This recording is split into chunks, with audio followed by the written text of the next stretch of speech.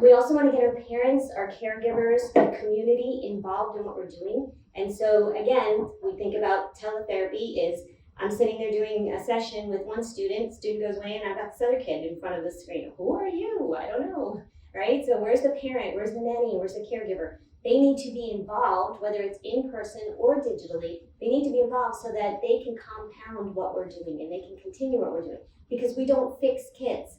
We call this the closed door policy, where you have that traditional session. They come into your office, you close the door, you do your therapy, you open the door, you let them go, and they're fixed, right? Their parent comes back and he's like, still making the R sound the wrong way. What are you doing?